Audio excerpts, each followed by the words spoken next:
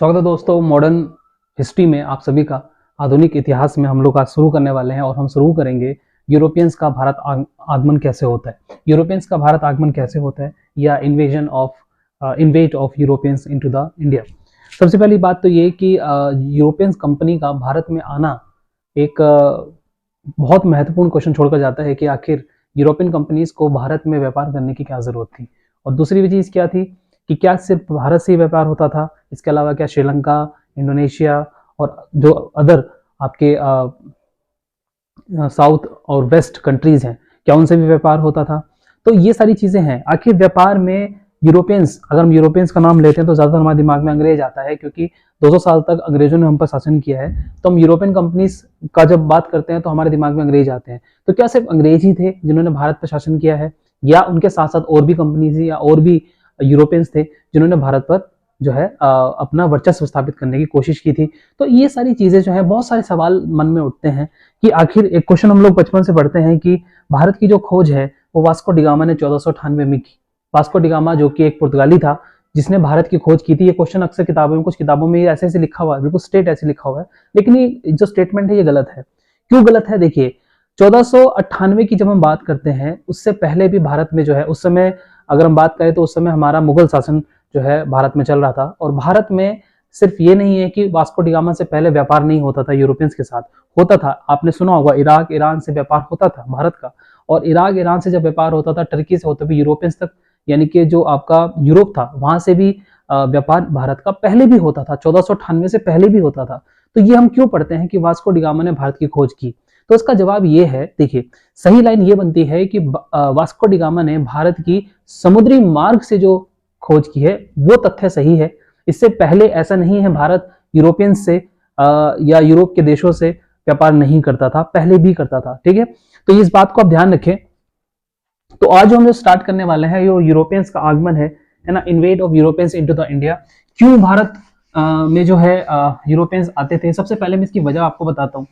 अगर आपसे क्वेश्चन पूछा जाए कि क्यों यूरोपियन कंपनीज भारत आई थी, ठीक है ना, तो आने का कारण जो आपसे पूछा जाएगा तो आप कारण बता सकते हैं। देखिए कारण जो था वो सबसे बड़ा कारण क्या था? व्यापार।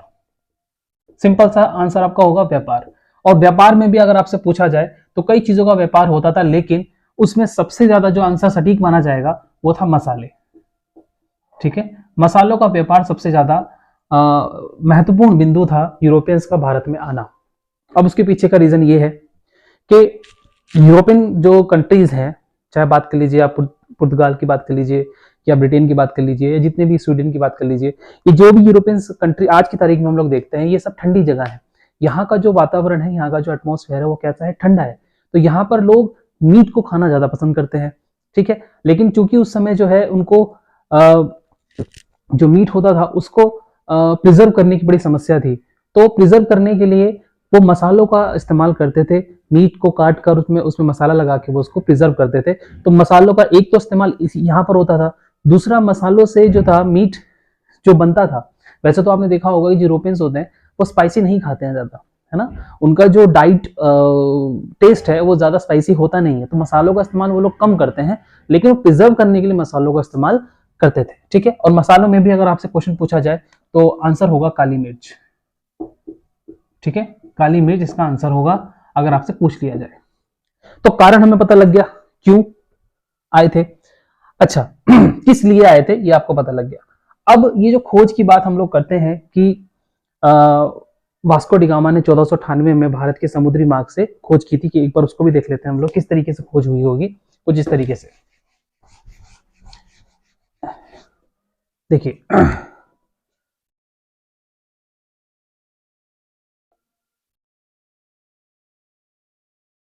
ये आपका अफ्रीका हो जाता है और यहीं से आपका जो है, थोड़ा सा मैं बना के दिखा देता हूं आपको।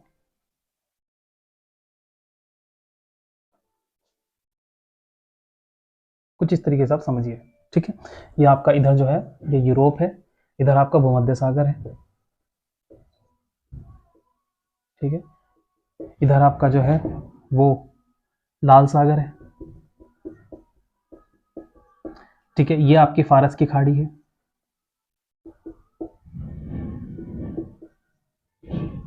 ठीक है, और इधर से आपका टर्की, इराक, ईरान होते हुए जो है एक रास्ता पाकिस्तान, अफगानिस्तान, पाकिस्तान होते हुए भारत की तरफ जाता था।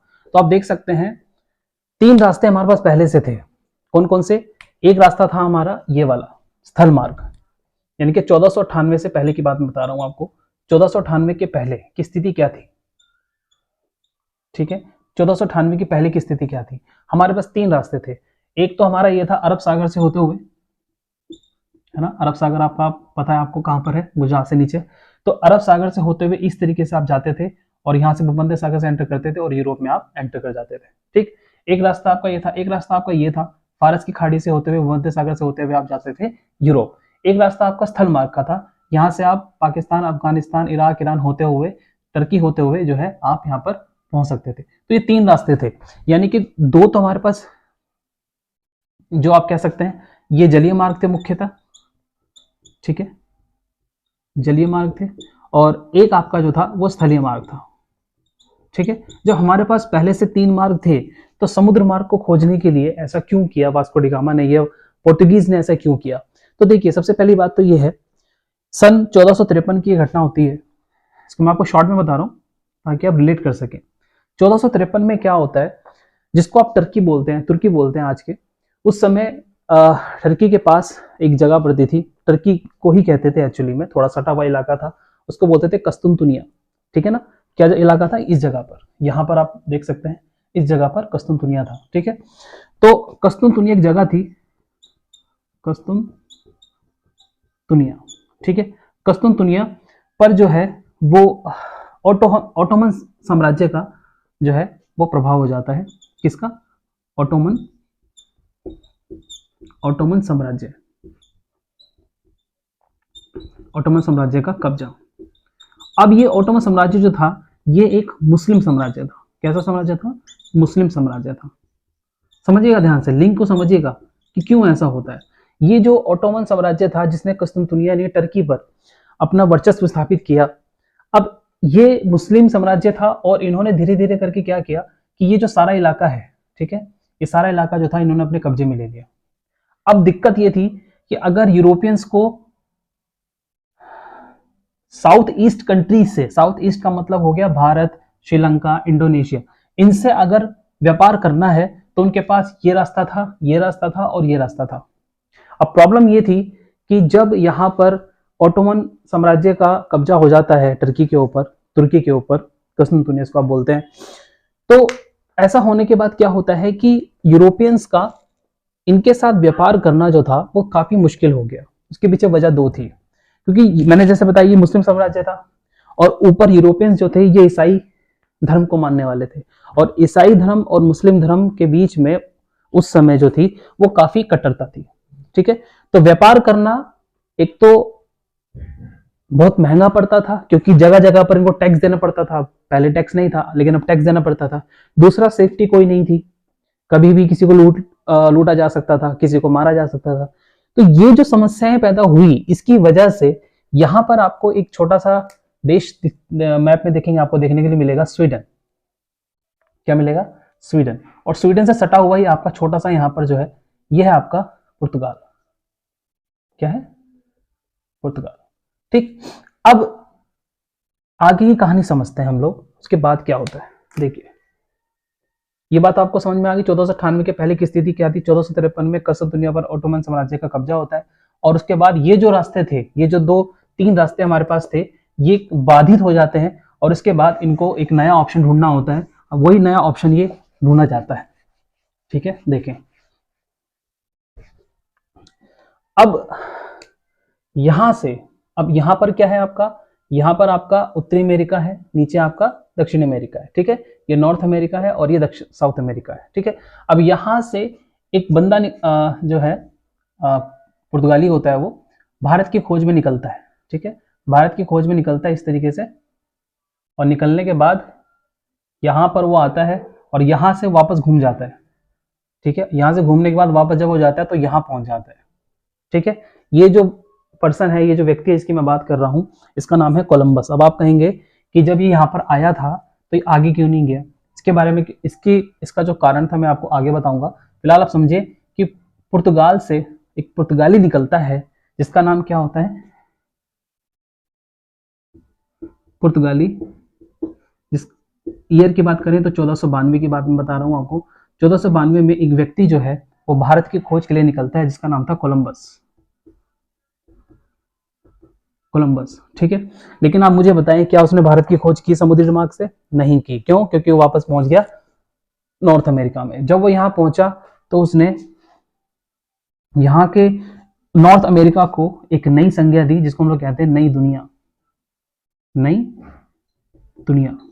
कोलंबस ने सबसे पहले उत्तरी अमेरिका को नई दुनिया कहा और यहाँ के लोगों को रेड इंडियन कहा, ठीक है, रेड इंडियन कहा। अब ऐसा क्यों कहा उसने? देखिए, वो इंडिया की खोज के लिए निकला था, उसको पता था कि इंडिया में कौन लोग रहते हैं, इंडियन रहते हैं। जब वो उत्तरी अमेरिका के द्वीप पर पहुंचा तो उसको ये लगा कि उसने भारत की खोज कर ली, लेकिन एक्चुअली में उसने भारत की खोज नहीं की थी, वो बाय मिस्टेक पहुंच गया था नॉर्थ अमेरिका में, ठीक है। क्योंकि देखिए उस समय शिप में ये लोग जाते थे, शिप में डायरेक्शन भटक जाते थे, तो चारों तरफ पानी, पता नहीं चलता था हम कौन सी डायरेक्शन में जा रहे हैं। और उस समय हवाओं के जरिए जो है शिप चलता था, जिधर की हवा होती थी शिप उधर को ही चल जाता था। तो ये सारी चीजें थी, तो इनको नहीं पता, कोलंबस को नहीं पता था कि जिसकी खोज इन्होंने की वो एक्चुअली में भारत नहीं था, वो उत्तरी अमेरिका था, जिसको उसने संज्ञा दी नई दुनिया की। और वहां के लोगों को उसने क्या कहा? रेड इंडियन कहा, ठीक है। तो कोलंबस भाई साहब निकले तो थे, सोचे यार इतने महीनों की यात्रा के बाद हम पहुंचे, तो उनको लगा भारत है, लेकिन कुछ नहीं हुआ, उल्टा हो गया, रेड इंडियन पहुंच गए। अब कोई इनसे पूछे, आज के दौर में अगर आप देखेंगे तो आप कहेंगे यार कितना बड़ा बेवकूफ आदमी था, सामने तो अमेरिका था, इतना लंबा घूम के भी गया और जिस काम के लिए गया वो काम भी पूरा नहीं किया। लेकिन देखिए, ये आप बात आज कह सकते हैं, आज हमारे पास जीपीएस है, आज हमारे पास गूगल है, हम कहीं भी खड़े होकर कहीं की लोकेशन देख सकते हैं। पर कोलंबस के टाइम पे नहीं थी, तो कोलंबस ने जब ये ढूंढा तो उसको लगा, लेकिन जब बाद में उसको पता लगा कि ये भैया इंडिया नहीं है, भारत नहीं है, ये तो दूसरी दुनिया है, नई दुनिया है। तो खैर, ये जो इनका प्लान था भारत को खोजने का समुद्री मार्ग से, वो विफल हो गया। अब अगली बात जो होती है वो क्या होती है? 1498, यानी कि 6 साल के बाद, ठीक है। मैं यहां लिख देता हूं इसको।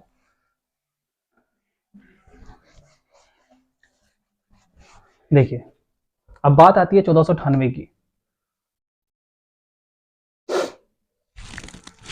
1498 एडी की मैं बात कर रहा हूं।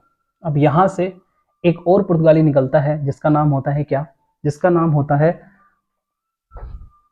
Vasco D gamma.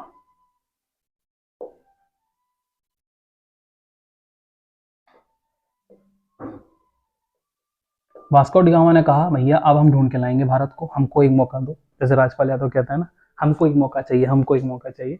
तो वास्को डी गामा कहे भैया हमको भी एक मौका चाहिए, तो उनको भी मौका दिया गया। तो वास्को डी गामा थोड़ा अब पिछले बैड एक्सपीरियंस यानी कि कोलंबस ने जो खोज की इससे सीखा और अपनी यात्रा को जो है सफल बनाने के लिए उसने पुरजोर कोशिश भी की और कुछ हद तक वो कामयाब भी हुआ। तो फाइनली 1498 में जो वास्को डी गामा था वो यहाँ से निकलता है।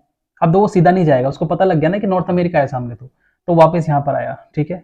इसी रास्ते से अफ्रीका के होते हुए, अफ्रीका से नीचे। अब यहाँ पर एक्चुअली में क्या था जो मैं आपको बता रहा था कि इसका जवाब मैं आगे दूंगा, वो घूमकर वापस क्यों चला गया था। एक्चुअली में ये आप जो हिस्सा देख रहे हो ना अफ्रीका का, जो पानी में नीचे, एक्चुअली में ये कुछ इस तरीके से है। देखिए, जैसे मान लीजिए ये आपका कोई लैंड है, इस तरीके से लैंड है और इस तरह से बाहर निकला हुआ है और इसके ऊपर से पानी है, ठीक है, इसके ऊपर से समुद्र का पानी है, दिखाई नहीं दे रहा है। तो जब पानी इसके ऊपर जाएगा तो जो चूंकि जमीन है नीचे, जब पानी इसके ऊपर से जाएगा, ऐसे करके पानी जाएगा, तो पानी लहरों के रूप में काफी विकराल रूप ले लेगा, ठीक। तो इसीलिए ऐसा नहीं है कि वास्को डी गामा या उससे पहले लोगों ने कोशिश नहीं की, कोशिश की, लेकिन एक्चुअली यहाँ पर जो था ये, इसको केप ऑफ गुड होप भी कहा जाता है। इसको मैं लिख देता हूं, इसका जो नाम है वो है उत्तमाशा अंतरीप, उत्तमाशा अंतरीप, ठीक है। इसको ही बोला जाता है केप ऑफ गुड होप। क्या बोलते हैं? Cape of good hope. अब ये जो, इसको गुड होप इसलिए कहा गया क्योंकि यहां से एक नए रास्ते की खोज हुई। लेकिन जब यहाँ पर ये पहुंचते थे तो शिप जो था ना वो इतनी ऊंची लहरों का सामना नहीं कर पाता था और अक्सर करके या तो शिप डूब जाता था और या वापस उसकी दिशा मुड़ जाती थी। तो यही कारण है जो कोलंबस यहाँ पहुंच गए थे वापस, उसके पीछे की वजह यही थी कि उनको लगा कि हम सही डायरेक्शन में जा रहे हैं, लेकिन एक्चुअली में लहरों ने उनकी जो दिशा थी वो घुमा दी, जिसकी वजह से जहां से आए थे वापस वहीं चले गए और नॉर्थ अमेरिका की खोज हुई, नई दुनिया की। लेकिन अब वास्को डिगामा को पता है, वास्को डिगामा को पता था कि इनके सामने क्या, उनके नीचे क्या था। तो इस बार जब वो गए, अच्छा एक चीज और समझिए, यहीं पर इनकी मुलाकात होती है। एक व्यापारी थे गुजराती, हाँ मुझे उनका नाम याद नहीं आ रहा, गुजराती व्यापारी आए हुए थे यूरोप में, और उनको भी वापस भारत जाना था, तो वास्को डिगामा भी निकल रहे थे भारत की खोज के लिए, ठीक है। तो उन्होंने कहा चलो इन्हीं के साथ चलते हैं, है ना। तो जो गुजराती व्यापारी था, मोहम्मद मनूद करके ऐसा कुछ नाम था, आई एम नॉट श्योर, आप गूगल कर लीजिएगा, देख लीजिएगा एक बार। तो गुजराती व्यापारी जो था वो वास्को डिगामा के साथ था, और उसने जो है यहाँ पर जब वो पहुंचे, क्योंकि वो तो व्यापारी भारत का ही था, गुजरात का था व्यापारी, तो उसको पता था कि यहाँ से अगर हम जाएंगे तो वापस हम जा ही नहीं पाएंगे, या तो शिप हमारा पलट जाएगा और या तो फिर हम डायरेक्शन भूल जाएंगे। तो गुजरात का जो व्यापारी था उसने कहा कि काम वास्को डिगामा को सजेशन दिया कि आप एक काम करें कि आप यहाँ से ना जाएं, थोड़ा नीचे से जाएं। जब ये नीचे से गए, जब ये नीचे से गए तो क्या हुआ, इनका जो यात्रा थी वो सफल हो गई, अंधेरे में तीर लग गया, आप कह सकते हो, ठीक है ना, अंधेरे में तीर लग गया, और ये इससे थोड़ा नीचे से क्रॉस करते हुए यहां पहुंचे। और जब ये यहां पहुंचे तो क्वेश्चन ये भी बनता है कि भारत में कहां पहुंचे थे, तो आप बताएंगे कालीकट पे पहुंचे थे। कहां पहुंचे थे? कालीकट के तट पर, कालीकट के तट पर ये पहुंचा था, और केरला आप कह सकते हो, स्टेट केरला था, और यहां पर जो स्वागत किया गया था, स्वागत जो किया था, स्वागत किया किसने? जैमोरिन ने। किसने किया था?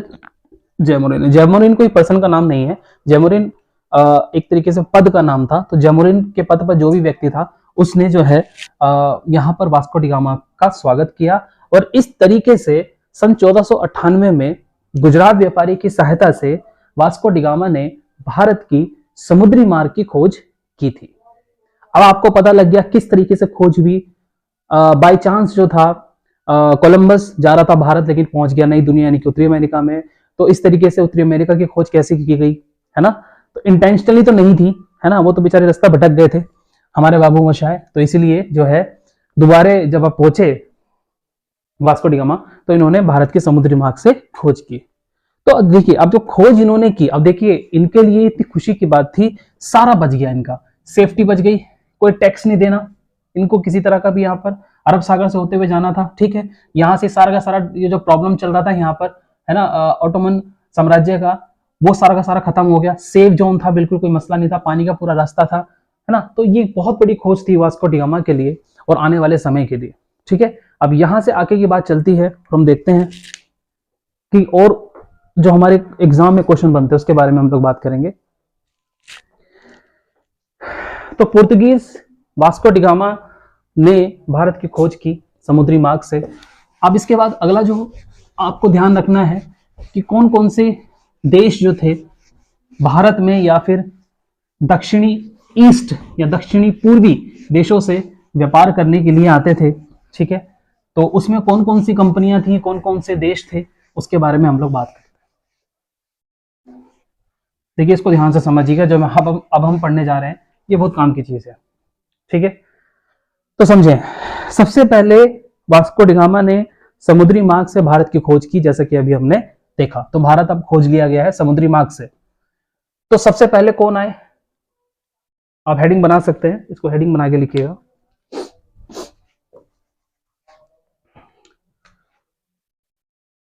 भारत में विदेशी कंपनियों का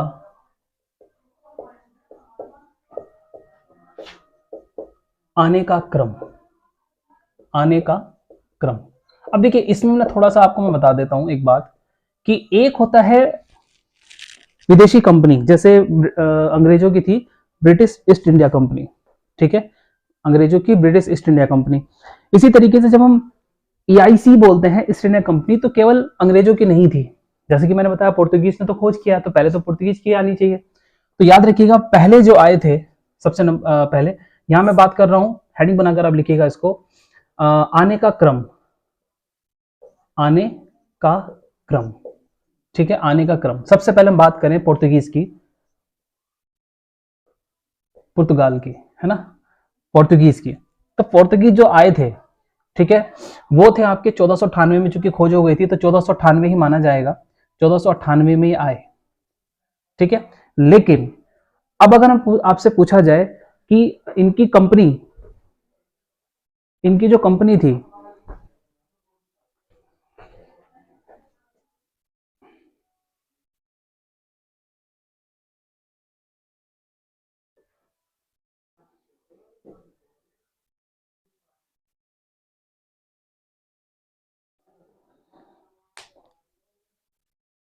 ठीक है, आने का क्रम पोर्तुगीज का जो था वो 1498 में ही आए थे, बिल्कुल सही है। लेकिन जो कंपनी बनी है, पोर्तुगीज की जो कंपनी बनी है, यहां पर मैं जो लिख रहा हूं वो कंपनी बनने का जो क्रम है, बनने का क्रम, ये मैं यहां लिख रहा हूं। तो आए 1498 में, लेकिन कंपनी तो देखिए, जैसे एग्जाम्पल के लिए बात करते हैं, रिलायंस कंपनी की बात करते हैं। अब रिलायंस कंपनी बनी तो भारत में है।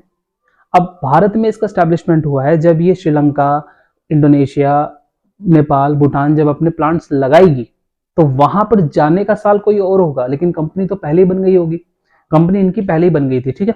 तो याद रखिएगा, इनकी जो कंपनी बनी थी वो बनी थी, कंपनी इनकी जो बनी थी वो सेम ईयर में बनी थी, 1498 में ही बनी थी, ठीक है। तो इसमें तो कोई दिक्कत नहीं है। 1498 में इनकी कंपनी बनी, और इनकी जो पहली फैक्ट्री लगी वो कहां लगी, पहली फैक्ट्री, ठीक है ना, पहली फैक्ट्री जो इनकी लगी थी वो लगी थी 1503 में, 1503 एडी में। सब एडी में चल रहा है भाई, मैं लिख नहीं रहा हूं, एडी में चल रहा है सब, ठीक है, सब एडी में चल रहा है। तो पुर्तगाल आए, 1498 में खोज हुई, 1498 में इनकी कंपनी बन गई, और 1503 में इनकी पहली फैक्ट्री लगी। और जो पहली फैक्ट्री इनकी लगी थी वो लगी थी आपकी आपकी सूरत, कोचीन में। कहां लगी थी, कोचीन में। स्थान, पहली फैक्ट्री का स्थान कहां था, तो आप याद रखेंगे कोचीन का, ठीक। अब दूसरे नंबर पे जो आए थे वो आए थे डच। कौन आए थे, डच, जिनको हम लोग नीदरलैंड भी कहते हैं आज के टाइम में, हॉलैंड भी कहा जाता था इनको। तो डच जो थे, डच आपके जो लगभग 100 साल आप मान लीजिए, 1503 में जब इनकी फैक्ट्री लग चुकी थी, तो लगभग 100 साल, 92 साल के बाद, यानी कि आप देखेंगे तो 1595 में, राइट, 1595 में ये भारत आए, 1595 में। लेकिन लेकिन लेकिन इनकी जो कंपनी बनी थी, इनकी जो कंपनी बनी है डचों की, वो बनी थी 1600 में, ठीक है। यानी कि भारत आने के 5 साल के बाद 1600 में इनकी लगभग कंपनी बनी थी, ठीक है ना। 1600 में इनकी कंपनी बनी थी, और 1605 में 16 से 5 में इनकी पहली फैक्ट्री लगी थी, 1605 में, ठीक है।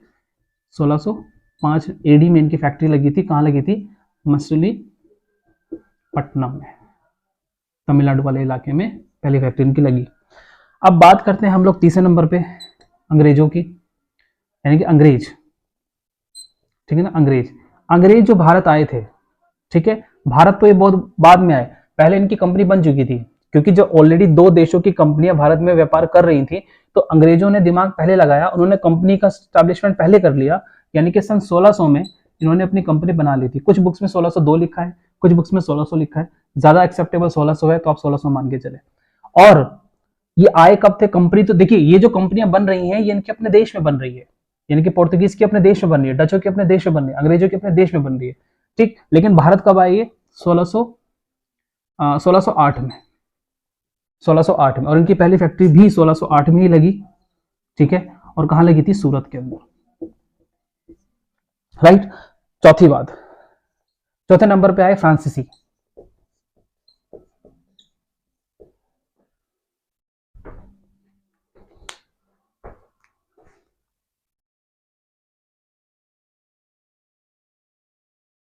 चौथे नंबर पर आए फ्रांसीसी। और फ्रांसीसी जो थे, इनकी जो कंपनी बनी थी, पहले कंपनी बनने का क्रम समझिए, कंपनी इनकी जो बनी थी वो बनी थी आपके 1668 में, 1668 में, ठीक है। 1668 में इनकी कंपनी बनी थी, एक सेकेंड, 1664 में, सॉरी, 1664 में इनकी कंपनी बनी, लेकिन ये आए कब थे, 4 साल के बाद, 1658 में और 1668 में। और 1668 में ही इनकी पहली फैक्ट्री भी स्टैब्लिशमेंट हो गई थी, और ये कहाँ हुई थी, ये भी सूरत में हुई थी, ठीक है। तो ये चीज आप ध्यान से समझें, ये कंफ्यूजन बहुत होता है, ये कंफ्यूजन बहुत होता है एग्जाम में, तो आप थोड़ा सा ध्यान रखें। देखिए, अगर आपसे आने का क्रम पूछा जाए, आने का क्रम, तो सबसे पहले आए पुर्तगाली। सबसे पहले कौन आए? पुर्तगाली आए। ठीक, उसके बाद डच आए। उसके बाद कौन आए? डच आए। उसके बाद अंग्रेज आए। ठीक है, और उसके बाद फ्रांसीसी आए, यानी कि फ्रांसीसी आए। ठीक है, ये दिख रहा होगा, एक सेकंड आपको मैं चेक कर लेता हूं। तो पहले नंबर पे पुर्तगाली आए, उसके बाद डच आए, उसके बाद अंग्रेज आए, उसके बाद फ्रांसीसी आए। ठीक है, लेकिन अगर कंपनी या फैक्ट्री लगाने का क्रम पूछा जाए आपसे, है ना, फैक्ट्री लगाने का क्रम, फैक्ट्री लगाने का क्रम अगर आपसे पूछा जाए तो थोड़ा सा चेंज होता है। सबसे पहले तो पुर्तगीज थे ही, यानी कि पुर्तगाली तो पहले नंबर पे थे ही थे, इसमें कोई चेंज नहीं होगा। लेकिन अंग्रेजों ने पहले लगा दी थी फैक्ट्री। देखो, डचों ने कब लगाई है? 1605 में। एक सेकेंड।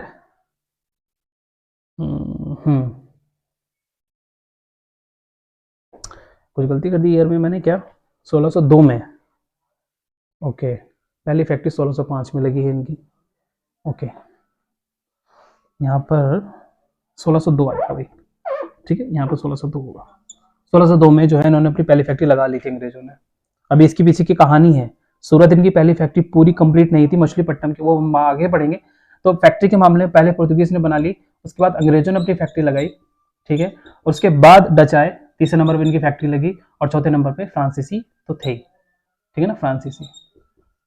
फ्रांसीसी, ये बात समझेगा ध्यान से। आने के क्रम में बस बीच में डिफरेंस आता है, पहले डच आए उसके बाद अंग्रेज, लेकिन फैक्ट्री लगाने के क्रम पूछेंगे तो पहले अंग्रेजों ने लगा ली थी, उसके बाद डच ने लगाई थी। ठीक है, तो ये चीज आप समझे। अब अगली बात ये यहीं पर आप समझ लीजिए। मैं इसको रफ कर रहा हूँ, आप इसके आगे लिख लीजिएगा। ठीक, कोई सवाल है कि सर इंग्लिश में बताइए, हिंदी में बताइए, वैसे तो मैं कोशिश करता हूँ। आज का तो वीडियो सिर्फ इंट्रोडक्शन है आपकी मॉडर्न हिस्ट्री का। इसके बाद मैं कोशिश करूंगा कि इंग्लिश हिंदी दोनों में आपको लिखाऊं नोट्स। ठीक है ना, कोई भी डाउट होता है किसी भी चीज़ का तो आप मेरे से कमेंट सेक्शन में पूछ सकते हैं, आप अपना कमेंट डाल सकते हैं।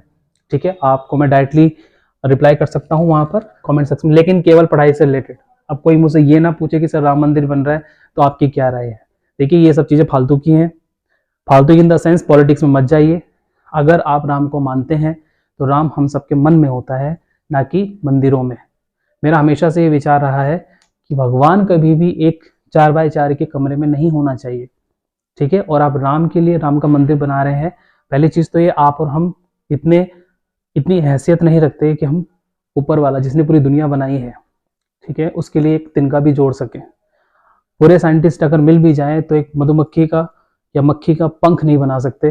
तो उस क्रिएटर को बनाने का, उस क्रिएटर को एक घर देना या मंदिर देने की बात हम लोग करते हैं। मुझे नहीं समझ में आता इसमें समझदारी कितनी है। ठीक है, तो वो चलने दीजिए, वो पॉलिटिकल एजेंडा है, किसको बनाना चाहिए, किसको आना चाहिए, किसको नहीं आना चाहिए, ये हमारे देश का सिद्धांत नहीं है।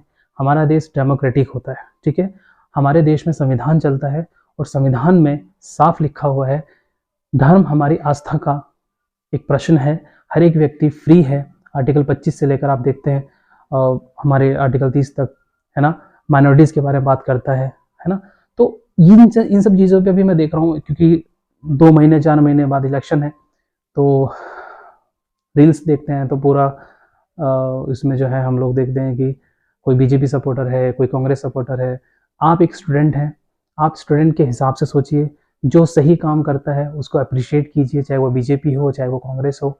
हाँ, एक चीज़ मैं फुल फ्लैश कहना चाहता हूँ, सरकार चाहे किसी की भी हो, जो सरकार एजुकेशन पे बात करेगी, जो सरकार फ्री राशन की बजाय लोगों को रोजगार देकर अपने पैसों से राशन खरीदने की बात करती है, मेरी नज़र में वो सरकार ज़्यादा अच्छी है।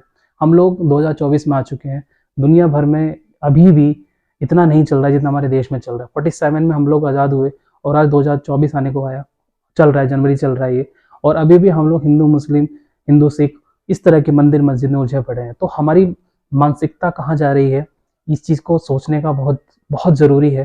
क्योंकि देखिए, कॉन्स्टिट्यूशन में हम लोग डेमोक्रेटिक कंट्री माने जाते हैं और हैं भी। और डेमोक्रेसी का मतलब क्या होता है? डेमोक्रेसी का मतलब ये होता है कि भाई आपको गुलाब जामुन पसंद है, गुलाब जामुन खाओ, मुझे बर्फ़ी पसंद है, मैं बर्फ़ी खाऊंगा। तो मैं ज़रूरी नहीं कि उसको ज़बरदस्ती बर्फ़ी खिलाऊं या वो मुझे गुलाब जामुन खिलाए।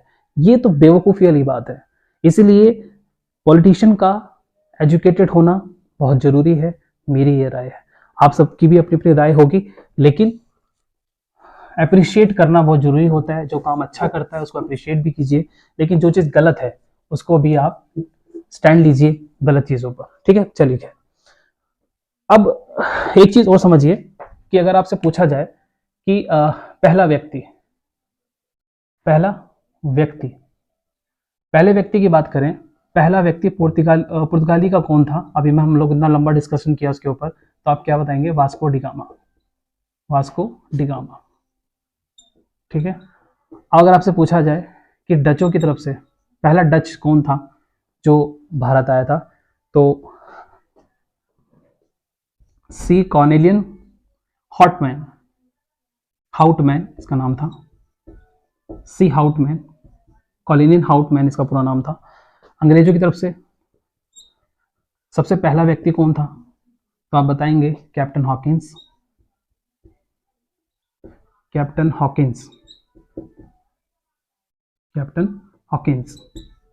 ये भारत आया था, ठीक है। और अगर हम बात करें फ्रांसीसियों की तरफ से कौन आया था, तो फ्रांसीसियों की तरफ से जो पहला व्यक्ति था वो था